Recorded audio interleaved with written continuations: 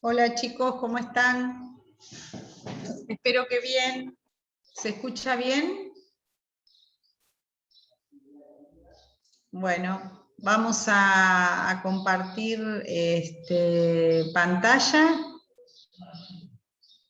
Ahí está, perfecto. Yo ya soy el hospedador, gracias. Vamos a ver transmisión de deuda y transmisión de derechos. Cuando nosotros hablamos de transmisión, a ver, ¿qué idea les viene a la cabeza?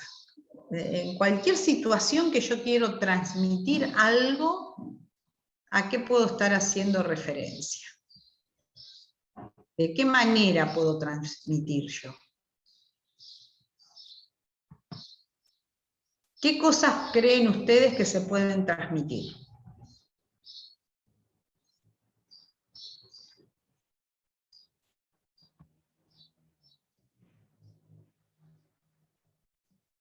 ¿Ustedes se escuchan, chicos? Juan, Zanotti, ¿escuchás? ¿Lisa? Sí, escucho, doctora. La transmisión puede ser de un derecho o puede ser de una cosa también. Puede ser de una cosa, ¿no? Por lo menos tengo la idea de que tienen que existir dos sujetos, ¿verdad? Un sujeto que hace entrega y un sujeto que recibe. Muy bien, en el derecho vamos a ver la clase de ayer que teníamos sesión de derecho y hoy que son transmisión de obligaciones. Están vinculados, ambos están vinculados. ¿Por qué? Porque en los dos supuestos vamos a tener un cambio de posición o un cambio de, o sea, en cabeza de qué sujeto va a quedar o la cosa o el derecho. Entonces, ¿qué es la transmisión de una obligación? Es un fenómeno jurídico en el cual se supone que existe una sustitución de una persona, en este caso del acreedor, por otra persona, ¿sí? También puede haber una transmisión del deudor, es decir, cualquiera de las dos circunstancias pueden ser transmitidas, tanto del lado acreedor como del lado del deudor. En la cesión de créditos, que es una de las posibilidades. En la cesión de créditos nosotros vamos a tener, si pueden hacer un cuadro sinóptico para poder estudiar este tema, sería fantástico. Porque en ese cuadro estaría bueno que ustedes pongan todas las posibilidades que existen de transmisión de derechos, ya sea de deuda como de créditos. Y vayan poniendo en ese cuadro cuáles son los elementos en común y cuáles son los efectos particulares de cada uno de los supuestos. Muy bien, transmisión de derechos, que esta es la unidad 15. Vamos a empezar en esta transmisión, donde dijimos que había una sustitución, ya sea del acreedor o del deudor, con la cesión de créditos. ¿Querés leer, por favor, el 1614, el artículo 1614? Bogarín. Sí, doctora. Dale. Ahí voy. 1614.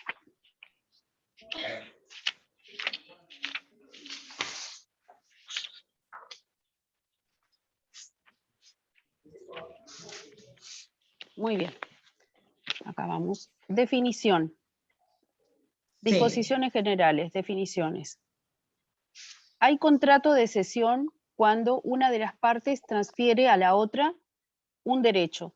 Se aplican a la cesión de derechos las reglas de la compra-venta, de la permuta o de la donación, según que haya realizado con la contraprestación de un precio en dinero, de la transmisión de la propiedad de un bien o sin contraprestación respectivamente, en tanto no estén modificados por las partes de este capítulo.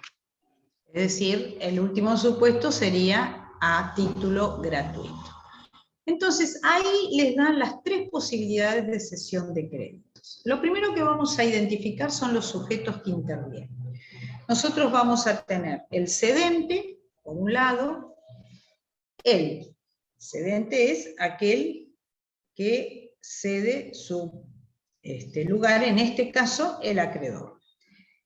Vamos a tener la posibilidad de un cesionario, que es quien recibe ese carácter, el carácter de la persona, que en este caso es el acreedor. Y después vamos a tener el sujeto cedido, es decir, aquel deudor que va a pasar a ser deudor del nuevo acreedor. Muy bien. Estas tres figuras, si pueden ir poniendo en el cuadro, estaría bueno. ¿Por qué? Porque alrededor de ella vamos a ver cuáles son los efectos de esta sesión. Ocurre la sesión, perfecto. Pero ¿qué pasa de ahí en más? ¿Qué rol juega cada uno de ellos? Entonces, vamos a ver. En el caso de el acreedor que cede, tiene que sí o sí tener en su, digamos, entre sus obligaciones la necesidad de contar con la aprobación del deudor. No existe ni siquiera, o sea, aún lo puede realizar cuando el deudor no esté de acuerdo, ¿sí? Lo que sí tiene que hacer es notificar a ese deudor del cambio de sujeto. Entonces, una de las partes transfiere a la otra un derecho. ¿Qué normas se aplican? Las que dijimos. ¿Por qué dice de la compraventa? Porque si en la cesión interviene la entrega de, por ejemplo, un inmueble, en ese caso ese inmueble va a tener que ser realizado a través de un título de propiedad, porque si no, no se podría perfeccionar. Si el cedente recibe a cambio de la cesión otro bien, entre cedente y cesionario va a manejarse a través de las reglas de la permuta. Y si el cedente entrega a título gratuito ese derecho, entonces estaríamos frente a la aplicación de las reglas de la donación. ¿Cuáles son las características de esta cesión? Es un negocio jurídico consensual. ¿Qué significa negocio jurídico consensual? Que surge del acuerdo de las partes. No hay una obligación de realizar este tipo de cesión. Hay un acuerdo de partes, por un lado. Por el otro lado, entonces, la primera característica es que es voluntaria. La formalidad, bien. Esa formalidad va a ir, por supuesto, adherida al tipo de estructura que se aplique. Dijimos que si era la transmisión de un bien a través de las reglas de la compraventa. Por ejemplo, tendrá que realizarse una escritura.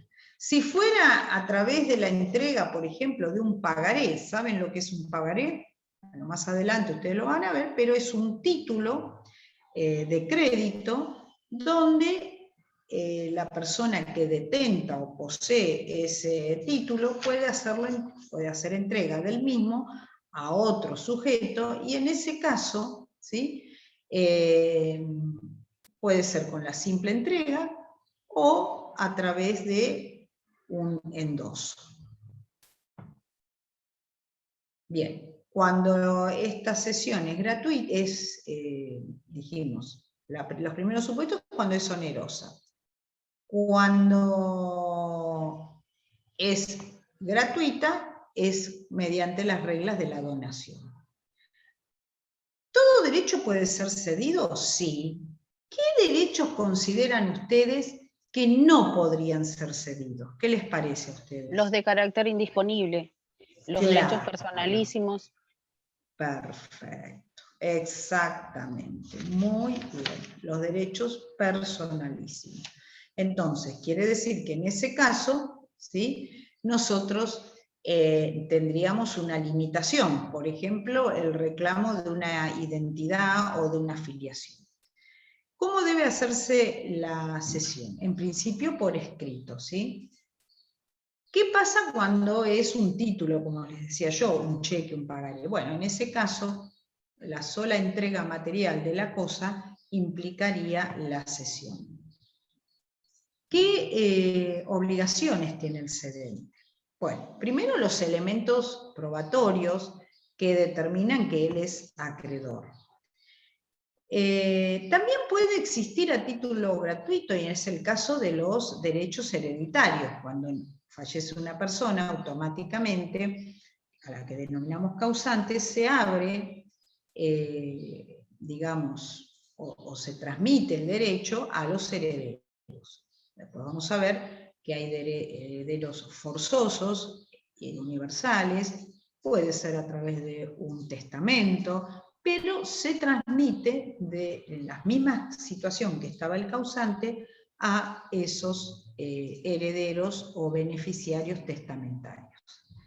También puede haber una cesión de derechos litigiosos. Por ejemplo, se puede ceder un juicio. ¿Qué elementos tenemos que tener en cuenta? La existencia del mismo. ¿Se puede hacer una cesión parcial? Sí, por ejemplo, soy acreedora de una deuda de 100 pesos, el cual está distribuido en 4 pagares. Bueno, puedo ceder parte de esos pagares. Cuando el cedente hace la entrega o hace la cesión, ¿es garante del cumplimiento del deudor? No, en principio la presunción es que no es garante. Una vez que se efectuó la cesión, que sería lo que el derecho romano llamaba prosoluto, no es garante. También puede existir una garantía cuyas partes consensúan o acuerdan que sea con garantía. Entonces, ahí sería también garante el cedente ante el incumplimiento del deudor.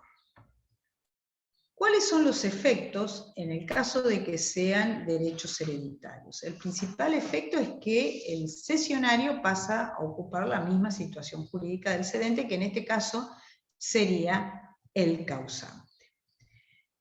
Entre estas garantías, en el caso de que sea consensuada la cesión, teníamos la de evicción. ¿Quiere leer alguien el 1628 qué es la garantía de evicción? Que es muy importante, porque es fundamental saber qué le corresponde asegurar al cedente. Juan, sí, doctor. ¿podés leer? Dale. Sí, 1628, garantía por evicción. Si la cesión es onerosa, el cedente garantiza la existencia y legitimidad del derecho al tiempo de la cesión, excepto que se trate de un derecho litigioso o que se lo ceda como dudoso, pero no garantiza la solvencia del deudor cedido ni de sus fiadores, excepto pacto en contrario o mala fe. Perfecto, entonces, cuando nosotros decimos qué obligaciones tiene el cedente, siempre tiene que garantizar la legitimación o la existencia del crédito. Eso se llama garantía de evicción. ¿Hay preferencias para el cobro? ¿Qué sucedería si el cedente cede a varias personas en distintos momentos? ¿Cuál de ellas va a ser la persona o el cesionario que va a tener derecho? En principio aquel el cual ya fue notificado al cedido o al deudor. Perdón, vamos para atrás.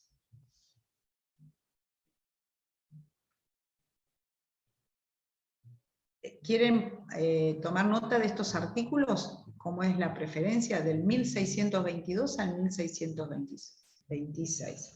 Recordemos, lo más importante es tener en claro el momento de la notificación. Después tenemos también la posibilidad del otro lado, del lado del deudor, que es en el caso de la asunción de deudas, ¿sí? 1633. ¿En qué consiste la asunción de deudas? La asunción de deudas es primo hermano del pago con subrogación, es decir, cuando una persona distinta a aquella que se ha comprometido asume el pago de una deuda. ¿Qué requisitos va a tener? Al revés. En este caso, en vez de tener que notificarse al deudor, se va a tener que notificar al acreedor. 1633. ¿Quieres leerlo, Juan, por favor, si lo tenés a mano? Sí, doctora. Sí. Asunción de deuda. Hay asunción de deuda si un tercero acuerda con el acreedor pagar la deuda de su deudor sin que haya novación. Bien. No hay novación, o sea, no es una deuda nueva. Es más, Perdón, si se opusiera, sí. Me faltó un renglón. Que es Si el si se acreedor no opone presta- no le acreedor. Sí. Exacto. Si el acreedor no presta conformidad para la liberación del deudor, la asunción se tiene por rechazada. Ahora sí. Muy bien. Acá cerquita vamos a tener otro, que también es un título que van a ver en la unidad, que es la cesión de la posición contractual. ¿Cuándo se da la cesión de la posición contractual?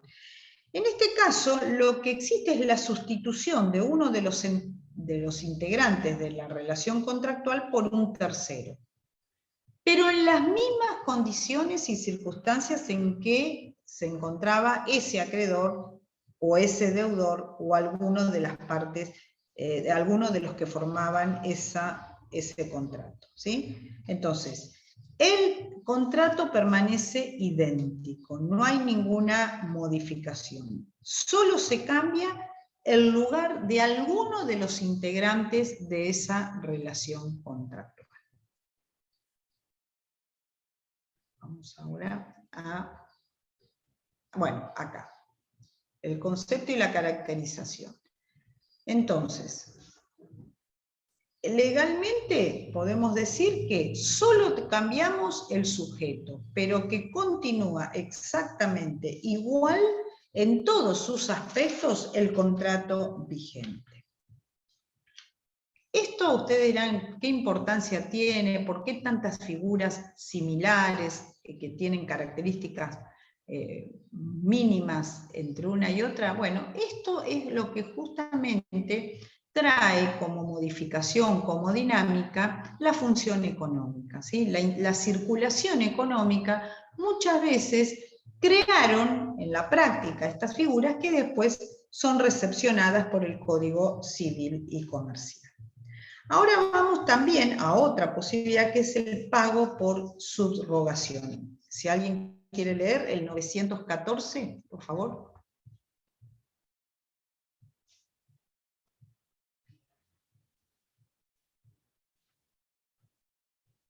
Lisa, ¿querés leer el 914? Yo, profe. Bueno, dale. Sí, doctora. Dale. Ya está. Lo va a leer Matías. Bueno. Gracias.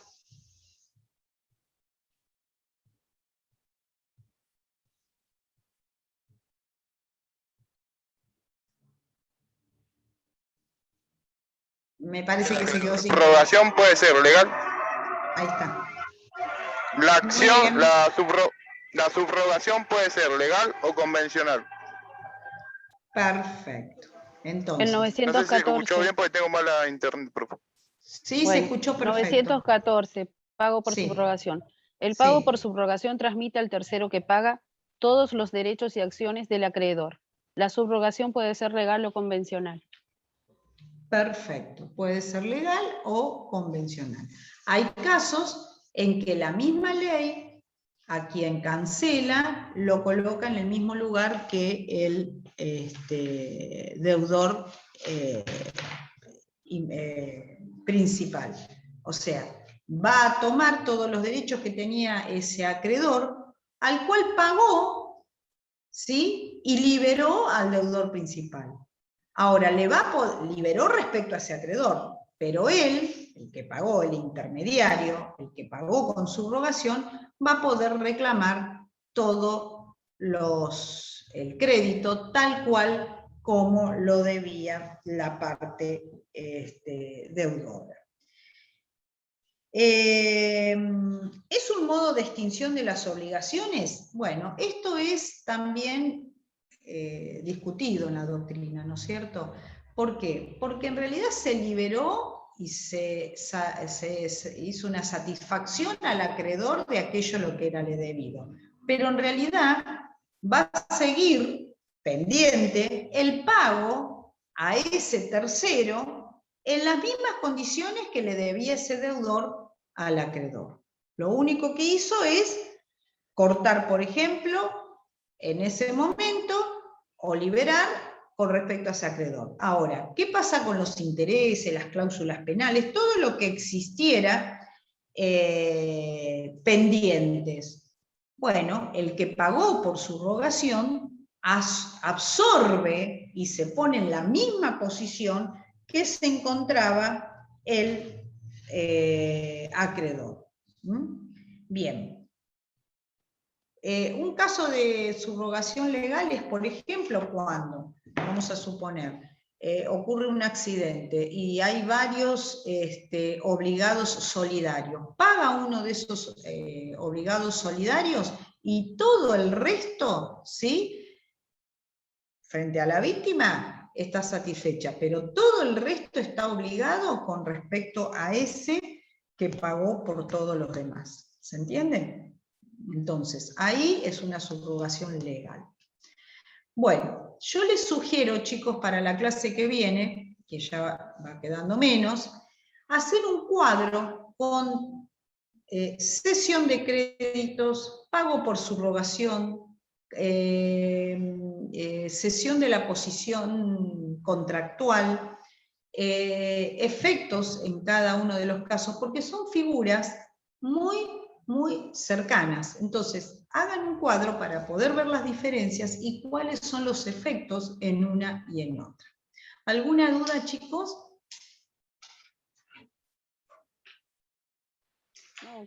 Profe, yo, pero respecto del parcial.